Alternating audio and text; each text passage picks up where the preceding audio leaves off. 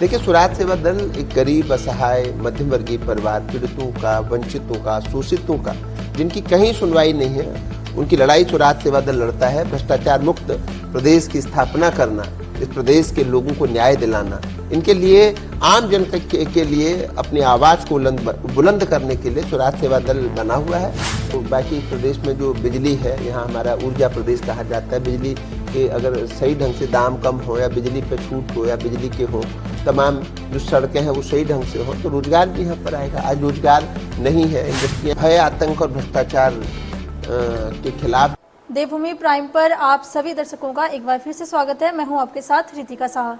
अभी मैं देहरादून में मौजूद हूं और हमारे साथ मौजूद हैं देहरादून के जाने माने चेहरा स्वराज सेवा दल। स्वराज सेवा दल के जाने माने चेहरे हमारे साथ मौजूद है। जी सर, आपका स्वागत है हमारे चैनल पर। और सबसे पहले मैं आपके जो है चाहूँगी, कैसा आपका है, किस विषय पर आप? आपको सादर प्रणाम। आप हमारे उत्तराखंड की बेटी हैं और ईश्वर आपको शक्ति प्रदान करे और इस अन्याय और अत्याचार के खिलाफ हमेशा आप आवाज़ उठाती रहें, ऐसे माँ भगवती प्रार्थना करते हैं।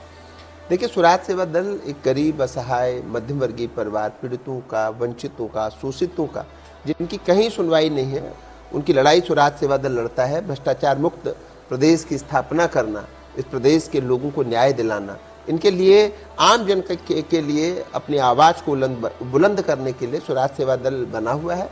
और बाकी लगातार आप रोज़ देखते रहते होंगे कि शोषित, वंचित, भ्रष्टाचार के खिलाफ हम लोग निरंतर सड़कों पर हैं। स्वराज सेवा दल का प्रथम लक्ष्य है कि उत्तराखंड के लोगों का भला करना, और उत्तराखंड में जो शोषण हो रहा है इसको किसी भी सूरत में बर्दाश्त नहीं करना, ये स्वराज सेवा दल का प्रथम लक्ष्य है। जी, बहुत बहुत धन्यवाद सर, आप हमारे चैनल से जुड़े हैं। हम बात करेंगे स्थानीय मुद्दों पर आप काम करते हैं, जैसा कि आपने बताया। तो हम कुछ स्थानीय मुद्दों को, लोगों के सवालों को आपके साथ रखेंगे। सबसे पहले बात करेंगे हम अंकिता भंडारी केस का, जो कई सालों से चल रहा है और ज्वलंत मुद्दा बन चुका है। कई जो पार्टियों ने, कई दलों ने उस पर काम कराया है, कईयों ने उस पर राजनीति भी करी है। तो उस पर आपके क्या विचार हैं? देखिए मैडम, भय, आतंक और भ्रष्टाचार के खिलाफ जो इनका नारा था भारतीय जनता पार्टी का, अब वो इनकी विचारधारा समाप्त हो चुकी है। पहले जिस समय अटल बिहारी वाजपेयी जी, डॉक्टर मुरली मनोहर जोशी जी, लाल कृष्ण आडवाणी जी जैसे लोगों ने तब कर इस भाजपा का निर्माण किया और भाजपा को शीर्षत्व तक पहुंचाया, तमाम जो उन लोगों ने कार्य करे, आज बिल्कुल उसके उलट कार्य हो रहे हैं। आज प्रदेश बहुत विषम परिस्थितियों में जूझ रहा है, अपराध दर लगातार बढ़ता जा रहा है, और हमारी बहन अंकिता को न्याय तो ये लोग नहीं देंगे, क्योंकि मैं देख रहा हूँ, पहले तो देखो 3 साल बाद, लगभग 3 साल बाद सीबीआई जांच की संस्तुति हुई। पता तो उनको सब कुछ पहले से ही था, तो उसकी सीबीआई जांच की संस्तुति तत्काल प्रभाव सूची से कर देनी थी क्या? फिर भी 3 साल बाद सीबीआई जांच की संस्तुति हुई।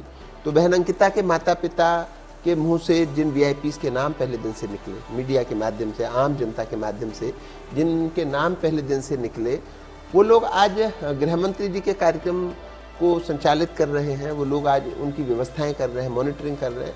तो ऐसे समय में मैं नहीं समझता हूँ कि सीबीआई उनको जो है घेर पाएगी, सीबीआई उनसे सवाल जवाब कर पाएगी, सीबीआई उनके कॉल ट्रेस कर पाएगी, सीबीआई उनके व्हाट्सएप चैट निकाल पाएगी, क्योंकि सीबीआई तो दबाव में काम करेगी।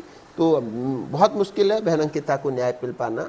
और मैं यही कहता हूँ कि अगर वास्तव में बहन अंकिता को न्याय मिलना चाहिए, उनको देना है, तो ये लोग अब सीबीआई जांच की जो संस्तुति है वो सुप्रीम कोर्ट की निगरानी में करें, तभी हमारी बहन अंकिता को न्याय मिल सकता है। स्थानीय लोगों के साथ साथ जो कुछ क्षेत्रीय दल हैं, उन्होंने भी इस पर जोर दिया है। जैसे कि अगर हम बात करें तो उत्तराखंड क्रांति दल है और कांग्रेस ने भी इस पर काफ़ी जोर दिया है।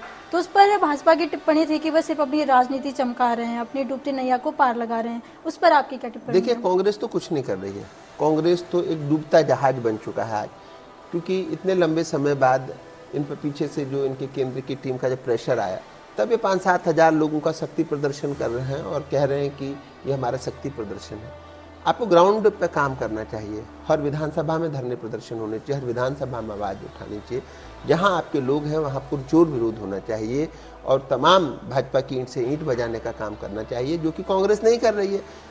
विपक्ष तो आज कांग्रेस है ना, कांग्रेस कहाँ आपको सड़कों पर दिख रही है, कहाँ दिख रही है? बस हल्ला गुल्ला कर दिया, फोटो खिंचा ली, अपनी राजनीति चमका ली, और इसी में वो सिमट के रह जाएंगे। इस बार उनकी सीटें और कम हो जाएंगी।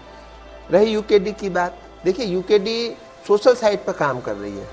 जो यूकेडी थी वो हमारी क्षेत्रीय पार्टी थी, इसको आगे बढ़ना चाहिए था, इसको लड़ना चाहिए था। लेकिन ये क्या है, इनमें अलग अलग लोग, अलग अलग भाषाएं, अलग अलग सिर, अलग अलग पैर। एक को इनका शीर्षत्व नेतृत्व करे और ये मुख्यमंत्री का चेहरा घोषित करें कि हम इसको जो है मुख्यमंत्री का चेहरा बनाएंगे। उसके पीछे लोग को लगते, लेकिन यूकेडी में अभी तक मुख्य चेहरा कौन है? तमाम जो बातें करते हैं ये पहाड़ और मैदान की, तो पहाड़ और मैदान को करने से आप कितनी सीटें ला पाएंगे? आप केवल अगर एक आध 2-4 सीटें ला करके फिर सहभागी होना चाहते हैं तो उससे तो प्रदेश का कोई विकास संभव नहीं, प्रदेश की कोई लड़ाई संभव नहीं है, प्रदेश के बारे में कोई सोच नहीं। ऐसा कई बार यूकेडी को जनता ने अवसर दिया, कई बार इनके लोग जीत के आए, 2, 4, 5, 7, 8 जितने भी जीते, और उसके बाद वो सरकार में सहभागी हो गए और उन्होंने अपना घर भरा। आज भी जो यूकेडी की स्थिति है वैसे तो बहुत दयनीय है, क्योंकि ये सोशल साइड में बहुत अच्छा काम कर रहे हैं, लेकिन ग्राउंड पर, जमीनी जो धरातल पर जो काम करना चाहिए अपनी विधानसभाओं में, इनके पास अभी कोई योजना ऐसी नहीं है कि विधानसभा से कौन चुनाव लड़ेगा। भाई अब चुनावी साल था, यूकेडी को इतनी मजबूत स्थिति में नहीं है कि आप चुनाव से 2 महीने पहले टिकटों की घोषणा करें। आपको अभी से ही अपने कैंडिडेट जो प्रत्याशी हैं उनको बता देना था, सार्वजनिक कर देना था कि भैया हमारी 70 विधानसभाओं में इतनी सीटों पर और ये प्रत्याशी चुनाव लड़ रहा है, ताकि वो प्रत्याशी अपने उसमें मेहनत करता। आप भाजपा से टक्कर लेने की बात करते हैं और आपके पास ग्राउंड पर कोई आपकी योजना नहीं है, कागजों में कोई योजना नहीं है, केवल मुखारबिंद से आपने मैदान और पहाड़ की बात करके आप सोशल साइड पर आगे बढ़ रहे हैं। वैसे यूकेडी का भी कोई ग्राफ मुझे बढ़ता हुआ नजर नहीं आ रहा। जी बहुत बहुत धन्यवाद आपका। और आप मुख्यतः जो राजधानी देहरादून में काम करते हैं, तो अगर देहरादून से जुड़ी हुई बात हम करें तो कानून व्यवस्था, देखिए अकेले हम देहरादून पर ही नहीं बात करते हैं मैडम, हमारे आप कार्यक्रम देखिएगा, हमारा हरिद्वार में, उधम सिंह नगर में, हमारा जो है उत्तरकाशी में, हमारा जो है देहरादून में तो है ही है, और हमारा जो है चंपावत में और पिथौरागढ़ में हम लोग एक अच्छे तरीके से कार्य कर रहे हैं। तो ऐसा नहीं है कि पर्टिकुलर देहरादून में काम कर रहे हैं, काम हम पूरे जो है आपके नारसन बॉर्डर से लेकर के धारचूला तक और धारचूला से माणा गांव से देहरादून, हर जगह हमारे लोग हैं, काम हम हर जगह कर रहे हैं। लेकिन फिर भी अगर आप देहरादून के बारे में कोई प्रश्न करेंगी तो हम उसका बिल्कुल जवाब देंगे। तो अगला प्रश्न मेरा यही रहेगा कि देहरादून में लगातार जो कानूनी चरमराती व्यवस्था है, जैसे कि 16 दिन में 16 मर्डर वाला वो मामला है, उस पर आपकी क्या टिप्पणी है, क्या कुछ कहना चाहिए? 5 दिन में 5 मर्डर होते हैं, तो मर्डर को कोई रोक नहीं सकता ना। देखिए रामचरितमानस में लिखा यश अपयश, जीवन मरण, हानि लाभ, ये विधि हार, ये तो ईश्वर ने तय कर दिया है। जिसकी मौत जहाँ जैसे जिस प्रकार आई होगी उसे कोई नहीं रोक सकता। लेकिन उसके बाद में उसका खुलासा हो रहा है या नहीं, ये एक महत्वपूर्ण चीज है। हाँ, कानून व्यवस्था उस समय उस स्थिति में चरमराई होती है, कानून व्यवस्था तो चरमराई, इसमें कोई संदेह नहीं है। लेकिन अकेले आप देहरादून की पर्टिकुलर बात करेंगे तो मैं देहरादून पे आपको जवाब दे रहा हूँ कि जो एसएसपी थे अजय सिंह साहब, बहुत तेज तर्रार, बोल्ड, अच्छे जो है अधिकारी थे। उन्होंने बहुत अंकुश करा। कभी कभी भाग्य समय परिस्थिति होती है कि दामन पे दाग लग जाता है। भाई कोई हर घर में चौकीदार नहीं रखा जाएगा कि हर घर में हर आदमी के पीछे एक सिपाही बंदूक लेके छोड़ दिया जाए। फेल सरकार है। अगर कानून व्यवस्था देहरादून की खराब हुई है, 5 दिन में 5 मर्डर हुए हैं या और तमाम चीजें हैं, तो वो तो सरकार है, अधिकारी सरकार चलाते हैं। उत्तर प्रदेश में देखिए ना योगी जी की कानून व्यवस्था, कितनी दमदार कानून व्यवस्था है। उनकी कानून व्यवस्था की वजह से योगी जी पूरे देश के सुपर हीरो बन रखे हैं। और यहाँ पर क्या है, यहाँ पर तमाम जो नेता अधिकारी मंत्रीगणों का एक गठजोड़ और उनका एकमात्र लक्ष्य है पैसे कमाना, पैसे को कमा करके दिल्ली वाले दलों को देना, और इससे उनकी कुर्सियां बची हुई हैं। तो इस प्रदेश का बंटाधार कर रखा है, भ्रष्टाचार चरम सीमा पर है, अवैध खनन की तो आप कल्पना नहीं कर सकते हैं। और सबसे बड़ी विडंबना यह है कि इन लोगों के एक दिन में क्रशरों के लाइसेंस रिन्यू हो जाते हैं, जबकि एक दिन में तमाम विभागों से क्या एनओसी आ जाएगी। लेकिन बहुत दुर्भाग्य इस प्रदेश का कि यहाँ पर सही व्यक्तित्व जो है हमारे एनडी तिवारी जी जैसे, भुवन चंद्र खंडूरी जी जैसे लोग आज शीर्षत्व पर आसीन नहीं है। तो प्रदेश जो है बहुत विषम परिस्थितियों से जूझ रहा है। जी, आप जो यूजीसी के नए प्रावधान है उनको आप काला कानून आपने नाम दिया है, जिससे उत्तराखंड के छात्रों और उच्च शिक्षा की स्वायत्ता पर क्या असर पड़ेगा? बहुत बुरा असर पड़ेगा। मैंने यूजीसी का पुरजोर विरोध किया, हमने हर जगह विरोध किया। देखिए आप अगर सरकारों को कहीं लग रहा था तो आप तमाम जो है पूरा एक बायलॉस ऐसा लाते जिससे कि गरीब वर्ग, जो वंचित वर्ग है, जो शोषित वर्ग है, उसका कल्याण होता। आप यूजीसी पर्टिकुलर यूजीसी से ना जो पढ़ने वाले बच्चे हैं, जैसे हमारे अगर हम कहें कि एससी समाज के जो हमारे होशियार होनहार बच्चे हैं, उन लोगों को दबाया जाएगा वो पढ़ने वाले बच्चे हैं उनको, जो और ओबीसी वर्ग के बच्चे हैं वो दबाएंगे, जो पैसे वाले हैं, बाहुबली है। तो आपने अगर यूजीसी लाना भी था तो उसमें आपने ओबीसी को नहीं जोड़ना था उसमें। मैं कहता हूँ कि यूजीसी में अगर आप एससी के लिए लाते ना कुछ, अगर आपको लग रहा था भाई इस समय ज़रूरत किसको थी, जो हमारे एससी समुदाय के बच्चे। वैसे तो जो गरीब बच्चे हैं, चाहे वो किसी भी समाज का हो, किसी भी धर्म का हो, किसी भी जाति बिरादरी का हो, उनको आरक्षण मिलना चाहिए, उनको उनके लिए कानून बनना चाहिए। लेकिन फिर भी अगर आपको लगता है तो आप एससी समाज के लिए एक अच्छा कानून बनाते हैं। आपने जिसमें ओबीसी को भी जोड़ दिया, ये वास्तव में प्रदेश और देश के लिए एक घातक साबित होगा, जो नहीं करना चाहिए था। और अगर करेंगे तो सरकार इसके दुष्परिणाम भुगतने को तैयार रहे। आपको क्या लगता है कि जो शिक्षा का निजीकरण है वो युवाओं के भविष्य के लिए खतरा है? खतरा है नहीं, बन चुका है। आप आने वाली जनरेशन को देखिएगा, आप आने वाली जनरेशन, आज सोचिए 2026 के उसमें लोगों के पास रोजगार नहीं है, लोगों की पढ़ाई व्यवस्था, लोग 10-10, 15-15, 20-20 लाख रुपए खर्च करके BBA, BCA, MBA, BTech और तमाम IITI वगैरह कर रहे हैं, और उसके बाद वो 10,000 की नौकरी के लिए अपने बायोडाटा लगा रहे हैं, इतने 10, 15, 20 लाख रुपए खर्च करने के बाद में। तो जो निजीकरण शिक्षा का हुआ है उससे पूरे युवाओं का भविष्य अंधकार में है, अधर में है, बंटाधार हो चुका है। अगर सरकार जो है निजीकरण को नहीं रोकेगी तो बहुत आने वाले समय में बहुत युवाओं का भविष्य बहुत ही अंधकार रहेगा।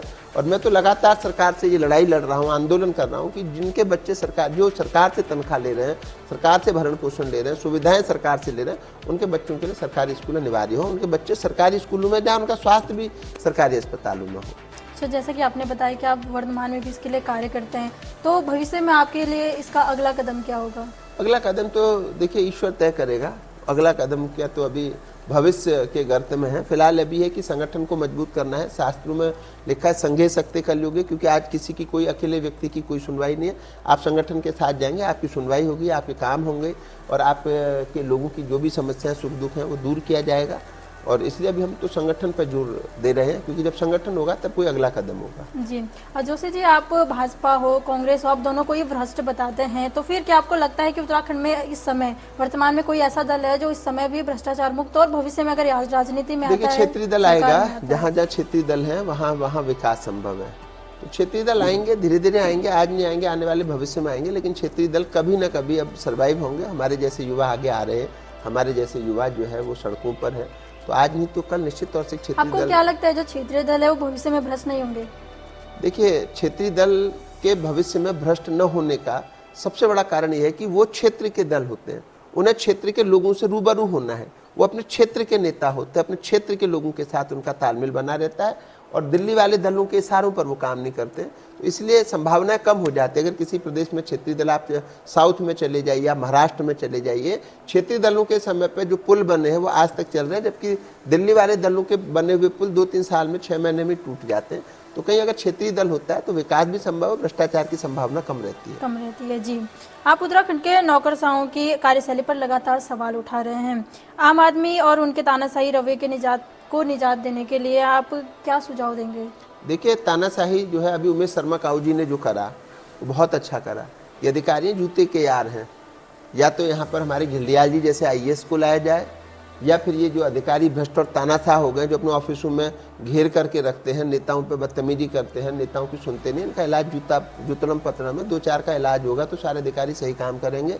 इसलिए जो है, जो अच्छे अधिकारी हैं उनको हम साक्षात्कार ढिलियाल जी जैसे लोगों को, KKV के साहब जैसों को बारंबार प्रणाम करेंगे, और भ्रष्ट अधिकारियों का इलाज जूते से करेंगे। जी, आप पर्यावरण के विषय में भी काफ़ी एक्टिव रहते हैं, तो जो हालिया आपदाओं और जंगलों के कटान को देखते हुए क्या स्वराज दल विकास बनाम पर्यावरण की इस लड़ाई में कोई कानूनी कदम उठाएगा? देखिए अब लगातार आंदोलनरत हैं, और पर्यावरण तो वास्तव में दूषित हो रहा है, इसको भी रोकने के लिए काम करेंगे, और भविष्य में इसकी भी योजना बनाएंगे। राज्य में जो बढ़ता अवैध खनन है उसको रोकने में जो सरकार है वो लगातार विफल क्यों होती जा रही है? पैसे कमा रही है ना, भ्रष्टाचार में संलिप्त है। मैंने आपको जैसा पहले भी बताया, नमामि गंगे परियोजना में हजारों करोड़ रुपए डकार गए। माँ गौ की जो है, माँ गंगा की ये बात करते थे, गीता ये माँ गौ की बात करते थे। इन्होंने जो गौ माता में से एक मिथुन को घोषित कर दिया कि तो मिथुन नहीं कट सकती है। भाजपा और जो है गीता गायत्री की बात करते थे, बटुकों की शिखा पकड़कर घसीट रहे। तो जो भी भाजपा के ये गौ गंगा गीता गायत्री सनातन और तमाम चीज़ें वो केवल एक ढकोसलापन है, भाईचारे को लड़ाने का काम है और भाईचारे को बांट कर ये केवल कुर्सी पर बने रहने का काम कर रहे हैं। इसलिए इनकी कोई ठोस योजना नहीं है और भाजपा झूठ के दम पर राजनीति कर रही है। जी जोशी जी, आखिरी सवाल मेरा आपसे रहेगा कि एक सामाजिक कार्यकर्ता के रूप में एक सामाजिक कार्यकर्ता से राजनीतिक कार्यकर्ता के रूप में आपकी प्राथमिकताएं देहरादून और उत्तराखंड के लिए क्या रहेंगी? देखिए, भ्रष्टाचार मुक्त प्रदेश की स्थापना और स्कूल और अस्पतालों का निजीकरण बंद करवाना और जो है तानाशाही रवैये को, बिल्कुल उत्तराखंड बहुत देवभूमि है और भूली भाली है, तो जो तानाशाह हैं ये, इनके साथ में बिल्कुल तानाशाहों के साथ तानाशाही रवैया अपनाना पड़ेगा। तो बाकी इस प्रदेश में जो बिजली है, यहाँ हमारा ऊर्जा प्रदेश कहा जाता है, बिजली के अगर सही ढंग से दाम कम हो या बिजली पे छूट हो या बिजली के हो, तमाम जो सड़कें हैं वो सही ढंग से हो, तो रोजगार भी यहाँ पर आएगा। आज रोजगार नहीं है, इंडस्ट्रियाँ जा रही हैं, तिवारी जी के समय पर जो उद्योग आए उसके बाद लगातार उद्योग चले गए, क्योंकि किसी के पास कोई विकल्प नहीं है, कोई इनके पास योजना नहीं है। ये लोग करोड़ों रुपए जो है आप जो है भ्रष्टाचार में और उस पर बर्बाद कर रहे हैं। तो ये जो सरकारें कर रही हैं ये गलत कर रही हैं। भ्रष्टाचार मुक्त प्रदेश की स्थापना करना और युवाओं को रोजगार और शिक्षा और स्वास्थ्य को निजीकरण बंद करना हमारा रहेगा। जी, जनता को, उत्तराखंड की जनता को, देहरादून की जनता को आपका क्या संदेश रहेगा? गैरसैंण स्थायी राजधानी होनी चाहिए, क्योंकि हर व्यक्ति अपने जहन में एक प्रश्न सोचे कि देहरादून राजधानी होने से आम जन को क्या लाभ है और अगर गैरसैंण राजधानी बनेगी तो आम जन का क्या नुकसान है। ये प्रश्न हर पूरे प्रदेश की जनता अपने मन में सोचे और अपने मन में जवाब दे। और लाभ और नुकसान मैं आपको बता दूं, अगर देहरादून राजधानी की जगह गैरसैंण स्थायी राजधानी बनेगी तो आप यहाँ पर जो प्लॉट हैं इनके दाम सस्ते होंगे, हर व्यक्ति के पास अपना घर होगा, हर व्यक्ति के पास बड़ा घर होगा, यातायात व्यवस्था कम होगी, तो फिर कहीं ना कहीं जो तेल है वो ज़्यादा लग रहा है, तेल के भी पैसे बचेंगे और जो अपराध दर है वो बढ़ रहा है वो घटेगा। और गैरसैंण अगर राजधानी बनेगी तो चूंकि राजधानी बनने से अधिकारियों को और नेताओं को लाभ मिला, आम जनता को कोई लाभ नहीं। पहाड़ में राजधानी होगी तो अधिकारी जब पहाड़ जाएंगे, नेता पहाड़ रहेंगे, तो वो अपने बच्चों के लिए जब योजनाएं बनाएंगे तो शिक्षा और स्वास्थ्य की योजना अच्छी बनेंगी, पहाड़ तक सड़कें बहुत साफ सुथरी रहेंगी, कानून व्यवस्था भी अच्छे ढंग से रहेगी। तो गैरसैंण स्थायी राजधानी बने, मेरा ये संदेश है। उसके लिए हर व्यक्ति आवाज़ उठाइए। लाभ और हानि ये आप स्वयं सोचिए। अगर हम सही की आवाज़ पर उठा रहे तो स्वराज सेवा दल से जुड़िए। स्वराज सेवा दल सदैव आपकी सेवा में हमेशा खड़ा रहेगा। सारा धन्यवाद। बहुत बहुत धन्यवाद जोशी जी। अभी हमारे साथ स्वराज सेवा दल और देहरादून के जाने माने चेहरे रमेश जोशी जी मौजूद थे और उन्होंने तमाम जो यहाँ की स्थानीय मुद्दे हैं, उत्तराखंड को लेकर के जो ज्वलंत मुद्दे हैं उन पर हमने बातचीत करी है और लगातार जो बातचीत हुई है उसमें आपने भी देखा कि किस प्रकार से उन्होंने टिप्पणियां करी हैं या फिर प्रयास किए हैं उत्तराखंड के लिए, देहरादून के लिए। जल्दी ही मिलेंगे अगले नए चेहरे के साथ। अभी के लिए इतना ही काफ़ी। नमस्कार।